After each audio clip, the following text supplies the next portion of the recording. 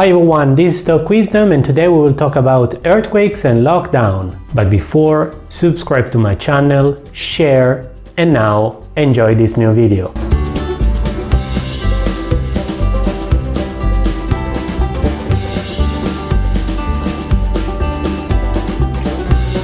A few days ago on a magazine I read an article that said that in this period there were more earthquakes around the world. And as you probably know, in this period around the world there is the activation of 5G. And now I imagine a lot of people saying that considering that in these days there's the activation of 5G, this causes earthquakes and pandemic of COVID-19. I know nothing about relation between 5G and COVID-19. Even if in my opinion there's no relation. But I know relation between COVID-19 and earthquakes. It is zero, no relation. Let me explain you. In Europe, basically at the beginning of March, started lockdown. This means much less people around streets. But obviously it means also much less trucks, cars, trains, and so on. This is important. But before, let me explain you how is recorded an earthquake. Everyone knows that when there's an earthquake is because the movement of a fault, so two parts of the ground that start to shake. But if you don't know, look at my video about earthquakes. So to record an earthquake, we have to record the movement of the ground, the oscillation. To do it, we use geophones. A fast explanation about geophones. They are linked with the ground. Otherwise, it's impossible to record the oscillation. And they are made by a mass free to oscillate, a pendulum. But there's a problem, because as you can see here, so I was saying that there's a problem, because as you can see here, this is something that I made when I was very young. It's a mass free to oscillate and linked to the ground, so it's a pendulum. If an earthquake arrives, my finger is the earthquake, as you can see, this mass starts to oscillate with its period. So it's very good for the first signal, the first wave, but not for the others, because as you can see, it's still oscillating. So if another earthquake arrives, it cannot record the second one.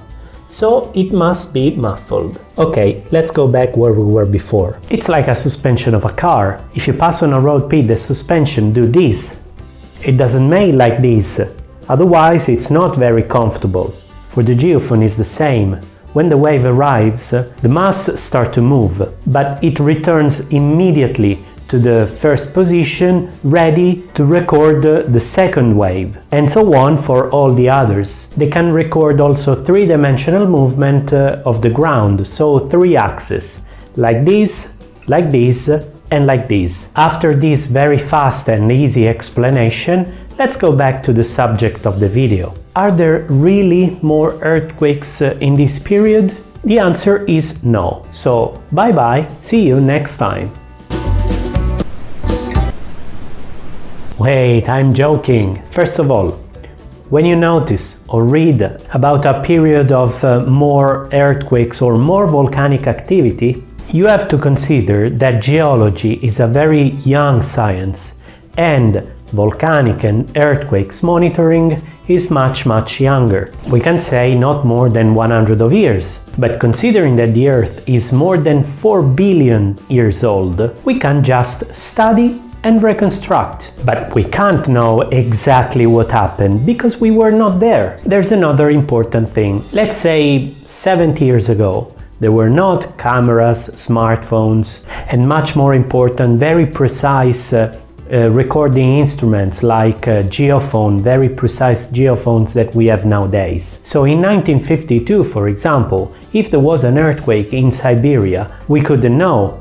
Scientists, yes, but not us, normal people. Nowadays you can download an app on your smartphone and you can know about earthquakes in Siberia or in Kamchatka. In 1957, Mr. Smith in Florida couldn't know about the small explosion on Stromboli. Nowadays Mr. Smith can subscribe my channel and can know everything about Stromboli, for example. Before, you had just newspaper. They wrote important news, like, for example, the eruption of Mount St. Helens, 1983. Nowadays, with social media and internet, you can be updated on everything, all small events that can happen every day. So obviously seems to be that there are more events. And last thing, but probably the most important one, when there's a quite strong earthquake in Mexico, for example, there they can feel very well and it's easy to record. But when waves arrive here in Italy, they are very weak, so signal is very weak. Could be similar to a man that walk on the street. But if I have people walking on the street, cars on the street, trains, trucks, and so on, the signal of the earthquake overlaps the signal of people, train, cars, and trucks. The signal of people, trucks, and so on is called background noise. Considering lockdown, so considering that around cities there are less people, trucks, cars and trains, we can record further earthquakes, but also much weaker earthquakes that before were covered by background noise. Basically, there's more silence, so it's not true that there are more earthquakes. They are just more visible and recordable. Please guys, when you read a news that seems to be catastrophic, don't stop to the title. Read the whole article and verify. So, if you like this video, thumb up, leave a comment, share, subscribe to my channel and follow us on the Facebook page Learning Geology. Big ciao from Doc Wisdom. See you next time.